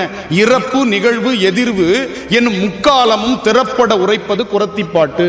குரத்திட்ட குறி கேட்கறது மாதிரி அந்த பாட்டு அமையும். நான் ஒருத்தரை பார்த்து வச்சிருக்கிறேன், மனசுல நினைச்சிருக்கிறேன், அவரை நான் கல்யாணம் பண்ணிப்பேனா அப்படின்னு அந்த குரத்திட்ட குறி கேட்கறது. குறி கேட்கிறவர்கிட்ட அந்த சொல்லுவ, கவலையே படாத, அந்த அகிலேசர், அந்த விஸ்வநாதர், அந்த சொக்கநாதர் இந்த சொக்கிக்கு தான், கவலையே படாத, உனக்குத்தான் அவர் என்று சொல்லி அவள் குரத்தி குறி சொல்லுவா. அப்படி குறி சொல்லி அவள் அம்மையிட்ட என்ன பண்றா? நிறைய பொன் பொருள் செல்வத்தை எல்லாம் வாரி எடுத்து கொண்டு போகிறாதாக இந்த பாட்டு அமையும். இப்படி மீனாட்சி அம்மை குரம். என்னன்னா, அம்பாள் சக்தி வாய்ந்தவளாக இருக்கிறாள். 14 லோகத்தையும் ஜெயிச்சுட்டா. ஒரே இடத்துக்கு தான் இன்னும் போல, சிவலோகத்துக்கு மட்டும் போல. பிரம்மலோகம் தோத்துருச்சு, விஷ்ணு லோகம் தோத்துருச்சு, இந்திரலோகம் தோத்துருச்சு, கீழே இருக்கிற பாதாள லோகம், பூமி எல்லாம் தோத்துருச்சு. இன்னும் சிவலோகத்துக்கு மட்டும் போல. அப்ப சிவலோகத்தின் மீது போர் எடுக்கிற அம்பாள். போயிடுவோம், அந்த இடத்துக்கு போய் பார்த்துருவேன், என்ன இப்ப யார் பெரிய ஆளு, நம்மளோட பெரிய ஆள் யார். அப்படி போன உடனே அம்பாளுக்கு சொல்லியிருக்கிறாங்க, மலையத்துவச பாண்டியன் சொல்லியிருக்கிறாங்க. ஏன்னா அவ சொல்லிட்டா, என்ன யார் ஜெயிக்கிறாங்களோ அவங்கள தான் கல்யாணம் பண்ணிப்பேன். ஒரே முடிவு. யாருமே ஜெயிக்கல, எல்லாம் தோல்வி அடைஞ்சு அம்மா தாயேன்னு உட்கார்ந்துருக்கிறான். அப்ப அந்த குரத்தி சொல்லிட்டா, என்ன சொல்றா? மலையத்துவச பாண்டியன், கவலைப்படாத, இவள் பார்த்து வெட்கப்படும் அளவில் ஒருத்தர் இருக்கிறார் இந்த உலகத்துல. அவரை பார்த்தோன்னே இந்த அம்மா, அதுவரை வெக்கம்னா என்னன்னே தெரியாது மீனாட்சி அம்மைக்கு. வெக்கமா எந்த கடலை வைக்கும் அப்படின்னு இந்த காலத்து பொண்ணு மாதிரி கேட்டிருக்கிறாங்க. இந்த காலத்து பொண்ணெல்லாம் மீனாட்சி அம்மை நான் அப்படிதான் பாக்குறேன். எல்லாம் தைரியமா இருக்காங்க இல்லையா? அப்படி அந்த மீனாட்சி அம்மை வெட்கப்படுதல்னா என்னன்னே தெரியாதா. ஏன்னா வீரம் ஒன்றுதான் அவங்களுக்கு மிகப்பெரிய மூலதனமா இருந்திருக்கு. அப்படி கைலாயசத்துக்கு போறாங்க. நந்தியம்பெருமான் நகர்ந்துக்கிறார். ரைட், இன்னைக்கு நம்ம இனிமேல் வேலை இல்லை அப்படின்னு நந்தியம்பெருமான் நகர்ந்துக்கிறார். பூதகணங்கள்லாம் ஓடி ஒரு பக்கம் ஒளிஞ்சுக்குது. அம்பாள் பெரும் படையோடு வருகிறாள். சிவபெருமான்ட்ட ஒரு படையும் கிடையாது, தொண்டர் படை மட்டும்தான். அதுவும் அவங்க உள்ளத்துல இவரே ஒடுங்கி உட்கார்ந்து இருக்கிறார். தொண்டர்தம் பெருமை சொல்லவும் பெரிதேன் இல்லையா? இறைவனே தொண்டர்கள் உள்ளத்தில் அடக்கம்னு சொன்னோடனே அவரே தொண்டர்கள் படையை வச்சுட்டு உட்கார்ந்து இருக்கிறார். நிறைய பேர் குண்டர்கள் படையை வச்சிருப்பாங்க, பெருமான் தொண்டர்கள் படையை வச்சிருக்கிறார். அப்படி தொண்டர் படையோட வச்சிருக்கிறார். அவங்க எல்லாம் இப்பதான் முக்தியில திளைச்சிட்டு இருக்கிறாங்க. இப்ப போய் அவங்களை கிளப்பி சண்டை போடலாம் சொல்ல மாட்டாங்க. ஏன்னா சண்டை போட்டா என்ன கிடைக்கும்? வெற்றி கிடைக்கும். இவங்களுக்கு மோட்சமே வேணான்னு சொல்றவங்க இவங்க, இந்த தொண்டர்கள். வீடும் வேண்டா விரலின் விளங்கினார். சாமி எதுக்கு சாமி சண்டை போட்டு சமாதானமா போயிடும் அப்படிங்கிறவங்க தொண்டர்கள். அதனால இவங்களை வச்சு சண்டையும் போட முடியாது. உடனே சிவபெருமான் என்ன பண்ணாராம், தன்னுடைய அழகான அந்த சுந்தர கோலத்தோடு வந்து நின்னாராம். என்ன சுந்தர கோலம்? மாப்பிள்ளை கோலமா? கிடையாது, பாம்பு. அவர் பாருங்க, இடையில புலித்தோல் டிரெஸ் பாருங்க, பிரமாதமான டிரெஸ், இடையில புலித்தோல், காலில் வீரக்கடல், உடம்பு முழுக்க வெந்நீர் சன்னித்த மேனி, திருநீற்று எடுத்து ஃபுல்லா பூசிருக்கிறார். அதான் அருமையான மேக்கப் அவருக்கு. வேற எந்த மேக்கப்பும் கிடையாது, ரோஸ் பவுடர் கிடையாது. ஏன்னா அவரே ரோஸ் கலர்ல இருக்கிறார், பொன்னார் மேனியன். அவருக்கு எதுக்கு தங்கத்துக்கு எதுக்கு சந்தன போட்டு, தங்கத்துக்கு சந்தன போட்டு வைக்கணுமா? வேண்டியது இல்லை. அதனால அவரே பொன்னார் மேனியன்ல அப்படி சடாமகுடம் அப்படி வந்து நின்ன உடனே அம்பாள் இப்படி பார்த்தா இல்ல, முடிஞ்சு போச்சு. அம்பாள் தலையை குனிஞ்சிட்டான். மீனாட்சி திருக்கல்யாணம் பங்குனி உத்திரத்தில் சுபயோக சுபதினத்தில் மிக அற்புதமாக நிகழ்ந்தேறியது. ஒரே ஒரு பார்வை சிவபெருமான். ஏன்னா மற்றவங்க 2 கண்ணால பார்த்திருக்கிறாங்க, சிவபெருமான் 3 கண்ணால பார்த்திருக்கிறாங்க. 3 கண்ணு, ஞானக்கண், வேற ஒண்ணும் இல்ல. மற்றவங்க எல்லாம் ஊனக்கண் உணரா பதியை ஞானக்கண்ணால தான் உணர முடியும் இல்லையா? பெருமான் அந்த ஞானக்கண்ணால் அம்பாளை பார்த்த உடனே அம்பாளுக்கு வெட்கம் வந்ததுதான். எனவே அவள் நினைச்சா, நான் வேறு சிவம் வேறு அல்ல, என்னையே நான் அங்கே பார்க்கிறேன்னு சொல்லி பெருமானோடு கலந்தாள் என்பதுதான் அந்த தத்துவம். இதை உலகியலா சொல்றதுக்கு தான் திருமணம். அம்பாளும் சிவபெருமானும் பார்த்து கொண்டார்கள் சொல்றது உலகியல். ஆனால் நான் வேறு அல்ல, சிவம் வேறு அல்ல, அந்த அமைதியான சிவம் தான் சக்தியாக இவ்வளவு காலம் வெளிப்பட்டு இருக்கிறது. எனவே சக்தி இல்லாமல் சிவனும் இங்கே தனியாக இருக்கிறார். எனவே சிவசக்தி சொரூபமாக நாம் இணைய வேண்டும் என்று அந்த நிகழ்வு தான் திருக்கல்யாணம். இதை புரிஞ்சுக்கணும். நம்ம இதை புரிஞ்சுக்கலாம், நம்ம தத்துவத்தை புரிஞ்சுக்க முடியாது. அப்படி அந்த நவராத்திரியில் தான் இப்படி அவள் அந்த சக்தியாக ஒருங்கிணைந்து பங்குனி உத்திரத்தில் பெருமானை அடைகிறாள் என்று நம்ம அதை பார்க்கிறோம். அந்த நவராத்திரி வழிபாட்டில் கலசம் வைத்து வழிபாடு செய்வது ஒரு மிக முக்கியமான ஒரு விஷயம். அதுல தான் அந்த 9 சக்திகளையும் ஆவாகனம் செய்கிறோம். ஒரு நல்ல ஒரு பித்தளை குடம் அல்லது ஒரு செப்பு குடம், எதுவும் கிடைக்கலன்னா எவர் சில்வர் குடம், தப்பு கிடையாது. மண் கலயமாக இருந்தால் நூல் சுத்தணும். அந்த காலத்து இதெல்லாம் வந்து நம்ம அதுதான் சொன்ன அந்த தொன்மம்ன்றதை நம்ம பின்பற்றிக்கிட்டே வருவோம். அந்த காலத்துல மண் கலையம் வச்சிருப்பாங்க, அதுல தண்ணீர் வச்சிருப்பாங்க. அந்த மண் கலையத்துக்கு பாதுகாப்புக்காக நூல் சுத்தினாங்க.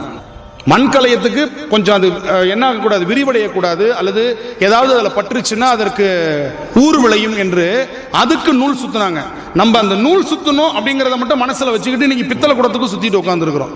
சுத்துறவங்கள நான் தப்பா சொல்லல, அந்த பழமையை நம்ம மாற்றக்கூடாதுங்கிறதுக்காக என்ன பண்றோம், பித்தளை குடத்திலையும் நூல் சுத்துறோம், செப்பு குடத்திலையும் நூல் சுத்துறோம். பின்னாடி அதுக்கு ஒரு தத்துவத்தை நம்ம பின்னாடி சொல்லுவோம். ஆனால் மண் கலையமாக இருந்தால் நூல் சுத்தி மாவிலையை வச்சு உள்ள வந்து நாம வீட்டுல என்ன தண்ணி, சிறுவாணி தண்ணியா இருந்தாலும் காவிரி தண்ணியாக இருந்தாலும், காவிரி நர்மதை அந்த 9 புண்ணிய நதிகளும் இருப்பதாக அதில் ஆவானம் செய்து அதுல வந்து ஜாதி பத்திரி, பச்சை கற்பூரம், அதுக்கப்புறம் வந்து பன்னீர் போன்ற நல்ல அருமையான நறு வாசன பொருள் எல்லாம் அந்த குடத்துல வச்சு அதுல ஒரு ரூபா காயின் ஒண்ணு போட்டு ஒரு எலுமிச்சம்பழத்தை உள்ள போட்டு நல்ல அருமையா தேங்காய் ஒண்ணு முத்துன தேங்காவை எடுத்து அந்த மாவில மேல வச்சு அதற்கு பொட்டு வச்சு அழகா அதுக்கு ஒரு பூ தினமும்.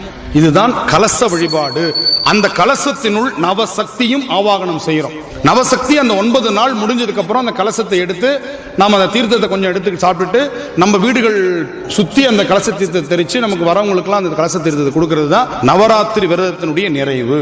கொலு வைக்க முடியல, நம்ம வீட்டில் அந்த அளவுக்கு வசதி இல்லை, பிளாட்ல நாங்களே கொலுப்படியில் தான் உட்காந்துருக்கிறோம், நாங்களே படிக்கட்டில் உட்காந்துருக்கிறோம், பொம்மையை தூக்கி நாங்கள் எங்க வைக்கிற தலையில தான் வச்சுக்கணும் அப்படின்ற பிளாட் சிஸ்டத்தில் இருப்பாங்க சில பேர். வீட்டில் இருக்கிற மனிதர்களுக்கே இடம் இல்லாம தான் 2 பேரும் வேலைக்கு போயிட்டு வராங்க.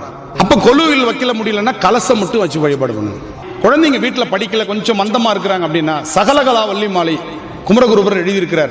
அந்த சகலகலா வள்ளி மாலையை அந்த குழந்தைகளுக்கு தினமும் பாராயணம் பண்ண சொல்லுங்க. வெண்தாம் அரைக்கன்றின் பதம் தாங்க என் வெள்ளை உள்ள தண்டாமரைக்கு தகாதுகளோ, சகமேழும் அளித்து உண்டான் உறங்க ஒழித்தான் பித்தாக உண்டாக்கும் மண்டம் கண்டான் சுவைகொள் கரும்பே சகலகலா வல்லியே. சகலகலா வல்லியேன்னு அந்த பாட்டு முடியும். பண்ணும் பரதமும் கல்வியும் தீஞ்சொல் பணுவலும் யான் எண்ணும் பொழுது எளிது எய்த நல்காய், எழுதா மறையும் விண்ணும் புவியும் புனலும் கனலும் வெங்காலும் அன்பர் கண்ணும் கருத்தும் நிறைந்தாய் சகலகலா வல்லியே. எவ்வளவு அழகான பாட்டு பாருங்க.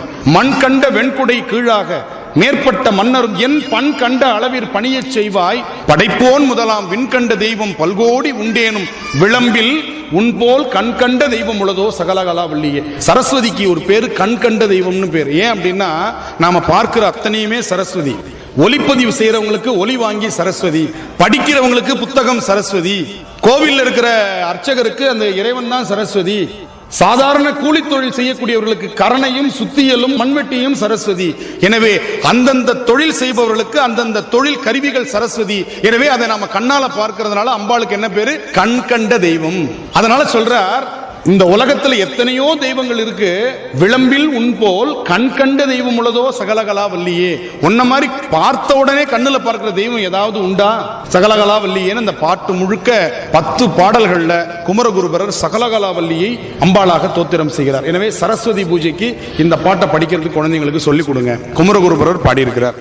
அதே மாதிரி 9 நாள்ல அம்பாளுக்கு என்னென்ன பேரு அப்படிங்கறத நம்ம தெரிஞ்சுக்கோம். முதல் நாள் அம்பாளுக்கு பேரு மகேஸ்வரின்னு பேரு, 2வது நாள் கௌமாரி, 3வது நாள் வராகி, 4வது நாள் மகாலட்சுமி, 5வது நாள் வைஷ்ணவி, 6வது நாள் ஐந்திரி, 7வது நாள் பிரகாமியா, 8வது நாள் நரசிம்மகி, 9வது நாள் சாமுண்டி, 10வது நாள் சிவசக்தி. சொன்னா அங்கதான் எல்லாம் ஒன்றுகிறது. அந்த 10வது நாள் விஜயதசமிக்கு அம்பாள் பேர் என்ன? சிவசக்தி என்று பேரு. அதுதான் விஜயதசமி. நவராத்திரியில என்ன செய்யக்கூடாது? 2 வேலை செய்யவே கூடாது. என்ன தேய்ச்சி குளிக்க கூடாது. நவராத்திரி கொலு இருந்தாலும் சரி இல்லாட்டியும் சரி இந்த 9 நாளும் தலைக்கு குளிக்கலாம், எண்ணெய் வச்சு தலைக்கு குளிக்க கூடாது. ஏன்னா திருமகள் நம்மை விட்டு சென்று விடுவாள் என்று காலம் காலமாக நம்பப்படுகின்ற ஒரு நம்பிக்கை. என்னத்துக்கு சொல்லியிருக்காங்கன்னு தெரியல. ஆனால் நவராத்திரிக்கு எண்ணெய் தேய்ச்சி குளிக்க கூடாது. இன்னொன்னு, பழைய துணியை ஊசி கொண்டு தைக்க கூடாது, ஊசி நூல் வச்சு தைக்க கூடாது. இப்படி 2 இது நான் ஒரு புத்தகத்தில் படித்தேன். ஒவ்வொன்றிலும் ஒவ்வொரு விஷயம். நமக்கு நல்லது இருக்கிறது நடத்துக்கலாம். அம்பிகையை பற்றி நமக்கு நிறைய தெரியும், விஷயங்கள் தெரியும். அதுதான் முதல் சாக்த நூல். அந்த அபிராமி அந்தாதியில கரை கண்டனுக்கு மூத்தவளேன்னு ஒரு வார்த்தை வரும், பார்த்திருக்கீங்களா? பூத்தவளே, புவனம் 14ஐயும் பூத்த வண்ணம் காத்தவனே, பின் கறந்தவளே, கரை கண்டனுக்கு மூத்தவளே. இப்பதான் அந்த ராஜராஜேஸ்வரினா என்னன்னு புரியுதா? பெருமானுக்கு முன்னாடியே சக்தியாக தோன்றியவள் என்று அதுலதான் சாக்த வழிபாட்டில் வருது. கரை கண்டனா யாரு? சிவபெருமானுக்கு மூத்தவள். மூத்தவள்னா இந்த இடத்துல அக்கா அர்த்தம் இல்ல. மூத்தவள்னா இந்த இடத்துல என்ன அர்த்தம்? முன்பே தோன்றியவள் என்று பொருள். மூத்தவளை என்றும் மூவா முகுந்தற்கு இளையவளே, மாத்தவளே உன்னையன்றி மற்றொரு தெய்வம் வந்திப்பதேன்னு சொல்றாரு இல்லையா? அதுல அம்பாளை வணங்கணும்னா அம்பாளுடைய முழு பார்வை கூட நமக்கு தேவையில்லையா, கடைக்கண் பார்வை கூட போதும்னு சொல்றாரு இல்லையா? அது என்னென்னத்தை கொடுக்கும்? தனம் தரும். அதான் நமக்கு ரொம்ப முக்கியம். முதல்ல முக்கியமானதை சொல்லிட்டாரு பாருங்க, தனம் தரும். அப்பதானே கோவிலுக்கு வருவோம். உங்களுக்கு கோவிலுக்கு வந்தா காசு பணம்லாம் வராதுங்க, மன நிம்மதி மட்டும் வரும்னா எத்தனை பேர் வருவீங்க? மன நிம்மதி வருதுங்கிறது நமக்கு எப்படி தெரியும்? காசு இருந்தா தானே தெரியும். அப்படிதான் நம்ம நினைச்சிட்டு இருக்கிறோம். பணத்தினால் தானே மன நிம்மதி வருதுன்னு நினைக்கிறோம். இன்னைக்கு 60%-லேருந்து 70% தேவை என்னவா இருக்கு? ஏதோ ஒரு விதத்துல பண தேவையா இருக்கு, ஏதோ ஒரு விதம். அது என்ன விதம்னு இல்ல. இப்படி ஒரு நிகழ்ச்சி நடத்தினா கூட பண தேவைதான் இருக்கு. இங்கே வருகின்ற அனைவருக்கும் மனநிறைவு கிடைக்கும் அப்படின்னு போய் நம்ம கடையில போய் பூ, உங்களுக்கு மனநிறைவு கிடைக்கும், கோவிலுக்கு பூ சும்மா கொடுங்க. ஒரு கேட்டரிங்ல போய் உங்களுக்கு மனநிறைவு கிடைக்கும், மத்தியானம் அன்னதானத்துக்கு சாப்பாடு ஃப்ரீயா அனுப்பி வைங்க, கேட்போமா? அப்ப மனநிறைவுக்காக மட்டும் நம்முடைய பக்தி இல்லை. அதனால தான் கடைசியில கொண்டு போய் வைக்கிறாரு. முதல்ல நமக்கு உலகியல் தேவை இருக்கு இல்லையா? அதனால தனம் தரும். சரி, தனத்துக்கு அடிப்படை கல்வி தரும். அந்த தனத்தை காப்பாற்றணும்னா அறிவு வேணும், இல்லைன்னா தனத்தை விட்டுருவோம். தேவையில்லாம செலவு பண்ணி அல்லது முட்டாள்தனமா செலவு பண்ணி அந்த பணத்தை நம்ம இழந்துருவோம். அதனால தனத்தை பாதுகாப்பதற்கு என்ன சொல்றார்? கல்வி தரும். இந்த கல்வியும் தனமும் இருந்தால் என்ன வரணும்? நமக்கு அதை பாதுகாக்கணும்ன்ற எண்ணம் நமக்கு இருக்கணும்னா உடல் வலிமையும் உள்ள வலிமையும் வரும். அதனால தான் ஒரு நாளும் தளர்வறியா மனம் தரும். தளர்வு இல்லாத மனம் நமக்கு இருக்கணும். அப்புறம் என்ன சொல்றார்? தெய்வ வடிவும் தரும். தெய்வ வடிவுன்னா என்ன தெரியுமா? அவங்கள பார்த்த உடனே ஒருத்தவங்களுக்கு சொல்லணும், அவங்கள பார்த்தா தெய்வத்தை பார்த்த மாதிரி இருக்குது, ஒரு தெய்வ கடாட்சம் அவங்க முகத்துல தெரியுது. என்ன காரணம் அப்படின்னா, எதிர்பார்ப்பு இல்லாமல் பழகிறவங்க எல்லாருடைய உள்ளத்திலும் அது இருக்கும். தெய்வ வழிபாடு செய்யறவங்களுடைய முகத்தில் தெய்வ கலை வரும். திருமுறை பாராயணம் செய்யறவங்க, திருவாசகம் பாராயணம் செய்யறவங்க, அபிராமி அந்தாதி பாராயணம் செய்யறவங்களுடைய முகத்துல தெய்வ கடாட்சம் வரும். பார்த்தா சொல்லுவாங்க, அப்படியே தெய்வத்தை பார்த்த மாதிரி இருக்கு, கடவுளை மாதிரி வந்து உதவி செஞ்சீங்க அப்படின்லாம் சொல்லுவாங்க இல்லையா? அந்த தான் சொல்றார், தெய்வ வடிவும் தரும். தெய்வ வடிவம் இருந்துச்சுன்னா உள்ள என்ன இருக்காது? நெஞ்சில் வஞ்சமில்லா இனம் தரும். உங்க கூட வந்து சேர்றவங்களும் அந்த மாதிரி ஆளா வந்து சேருவாங்க. தீய சிந்தனை உள்ளவர்கள் உங்கள்ட்ட வரமாட்டாங்க. ஏன்னா உங்களுடைய சக்தி வடிவமா இருக்கிறீங்க, பிரகாசமா இருக்கிறீங்க. பிரகாசமாக இருக்கும்போது இருள் வராது. அதுதான் சொல்றார், நெஞ்சில் வஞ்சமில்லா இனம் தரும். இனம்னா சுற்றம். அப்புறம் சொல்லி முடிச்சுட்டு இவங்களுக்கு சொல்லிய மாளாது. நல்லன எல்லாம் தரும். இந்த உலகத்தில் எது இதெல்லாம் நல்லதுன்னு நீங்க நினைக்கிறீங்களோ அது எல்லாம் தரும். கணம் தரும் பூங்குழலால் அபிராமி கடைக்கண்களே. யாருக்கு? அன்பர் என்பவர்க்கேன்னு கடைசியா முடிச்சார். அன்பு இருந்தால்தான் தனம் தரும், அன்பு இருந்தால்தான் கல்வி வரும், அன்பு இருந்தால் தான் தளர்வரியா மனம் வரும், அன்பு இருந்தால் தான் நல்லவங்க நமக்கு நட்பா கிடைப்பாங்க, அன்பு இருந்தால் தான் நல்லன எல்லாம் கிடைக்கும், அன்பு இருந்தால் தான் அம்பாளுடைய கடைக்கண் கிடைக்கும். அதனால தான் கடைசியா அந்த வார்த்தையை வச்சார், அன்பர் என்பவர்க்கே இவ்வளவும் கிடைக்கும். அப்ப இந்த பாட்டு எப்படி படிக்கணும்? அன்பர் என்பவர்க்கே தனம் தரும், கல்வி தரும், ஒரு நாளும் தளர்வரியா மனம் தரும், தெய்வ வடிவும் தரும், நெஞ்சில் வஞ்சமில்லா இனம் தரும், நல்லன எல்லாம் தரும், அன்பர் என்பவர்க்கே கனம் தரும் பூங்குழலால் அபிராமி கடைக்கண்களே. எனவே அன்பு இல்லாத இடத்துல இறைவன் இருக்க மாட்டான். அன்பும் சிவமும் இரண்டு என்பார், அறிவு இல்லார். அன்பே சிவமாவது ஆறும் அறிகிறார், அன்பே சிவமாவது ஆறும் அறிந்த பின் அன்பே சிவமாய் அமர்ந்திருந்தாரேன்னு சொல்றார். பிற்காலத்துல பாரதியார் சக்தியை பற்றி என்ன சொல்றார்? இன்னைக்கு வரையும் நம்ம சொல்லி முடிச்சிடறோம். பாரதியார் சக்தியை பத்தி சொல்லும் பொழுது, துன்பம் இல்லாத நிலையே சக்தி, அன்பு கனிந்த கனிவே சக்தி, இன்பம் முதிர்ந்த முதிர்வே சக்தி, ஆண்மை நிறைந்த நிறைவே சக்தி, எண்ணத்து இருக்கும் எரியே சக்தி, முன்பு நிற்கின்ற தொழிலே சக்தி, முக்தி நிலையின் முடிவே சக்தி, சோம்பர் கெடுக்கும் துணிவே சக்தி, சொல்லி விளங்கும் சுடரே சக்தி, ஊழ்வினை நீக்கும் உயர்வே சக்தி, உள்ளத்து ஒளிரும் விளக்கே சக்தி என்று சொல்லி பாரதியார் ஒரு வேண்டுதலை சக்தியில் வைத்து நிறைவு செய்கிறார். பாரதிதாசன் முதல்ல பாடின பாட்டு சக்தி பாட்டு தான், தெரியுமா? அவர் நாத்திக கவிஞரா பின்னால தான் மாறினார். ஆனால் அவர் ஆத்திக கவிஞராக பாரதியாருடைய தாசனாக இருந்த பொழுது பாடிய முதல் பாட்டு சக்தி பாட்டு.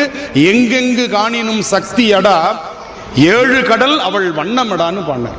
இந்த உலகத்துல எங்க பார்த்தாலும் சக்தி தான், சர்வம் சக்தி மயம்னு கொண்டு முடிச்சிட்டோமா? எங்கெங்கு காணினும் சக்தியடா, ஏழு கடல் அவள் வண்ணமடான்னு பாடினார். பாரதியினுடைய வேண்டுதல், நம் அனைவருடைய வேண்டுதல், எண்ணிய முடிதல் வேண்டும், நல்லவே எண்ண வேண்டும். நம்ம நினைச்சதெல்லாம் நடக்கணும் அப்படின்னா, கெட்டது நினைச்சாலும் நடக்கணும்னு அதுல பொருள் வந்துருது இல்ல. அதனாலதான் அடுத்த வரி சொல்றார், எண்ணிய முடிதல் வேண்டும், நல்லவே எண்ணல் வேண்டும், திண்ணிய நெஞ்சம் வேண்டும், தெளிந்த நல்ல அறிவு வேண்டும், பண்ணிய பாவம் எல்லாம் பருதி முன் பனியே போல. பருதினா சூரியன், பனி. சூரியனுக்கு முன்னாடி எப்படி பனி போகுமோ அதுபோல் சக்திக்கு முன்னாடி நம்ம செய்த பாவங்கள் எல்லாம் போகும். அதுதான் இங்க சொல்றார், பண்ணிய பாவம் எல்லாம் பருதி முன் பனியே போல, நன்னிய நின்முன் இங்கு நசித்திடல் வேண்டும். அம்மா, என்னுடைய பாவங்களை துன்பங்களை எல்லாம் நீ நசித்து எனக்கு இன்பத்தை தருவாய். எத்தனை கோடி இன்பங்கள் வைத்தாய் எங்கள் இறைவா இறைவா இறைவான். பாரதி வறுமையில் இருந்தாலும் இந்த உலகம் இன்பமாக இருக்கிறது என்று பார்த்த அந்த நேர்மறை சிந்தனை உங்களுக்கும் வர வேண்டும் என்று சொல்லி அன்னையை வேண்டி, சர்வம் சக்திமயம் என்ற வேதத்தினுடைய பொருளாக இருக்கக்கூடிய அவள் அன்றி ஓர் அணுவும் அசையாது என்ற தலைப்பில் நான் விளம்பியது கடுகளவு, விட்டது கடலளவு. விடைபெறுகிறேன். வணக்கம், நன்றி. கலையாத கல்வியும் குறையாத வயதும் ஓர் கபடு வாராத நட்பும், கன்றாத வளமையும் குன்றாத இளமையும் கழுபிணியிலாத உடலும், சலியாத மனமும் அன்பகலாத மனைவியும் தவறாத சந்தானமும், தாழாத கீர்த்தியும் மாறாத வார்த்தையும் தடைகள் வாராத கொடையும், தொலையாத நிதியமும் கோணாத கோலும் ஒரு துன்பமில்லாத வாழ்வும், துய்யனின் பாதத்தில் அன்பும் உதவி பெரிய தொண்டருடு கூட்டு கண்டாய், அலையாழி அரிதுயிலும் மாயனது தங்கையே ஆதி கடவுரின் வாழ்வே, அமுதீசர் ஒரு பாகம் அகலாத சுகபாணி அருள்வாமி அபிராமியே, அருள்வாமி அபிராமியே. வாழி திருமன்றம் கண்டமலர் கண்கள் வாழி பெருமான் புகழ் கேட்டவார் செவிகள், வாழியவனை வணங்கு முடி சென்னி, வாழியவன் சீர் பாடும் வாய், வாழி அவன் சீர் பாடும் வாய். திருச்சிற்றம்பலம். தென்னாடுடைய சிவனே போற்றி, என் நாட்டவர்க்கும் இறைவா போற்றி. ஓம் சக்தி.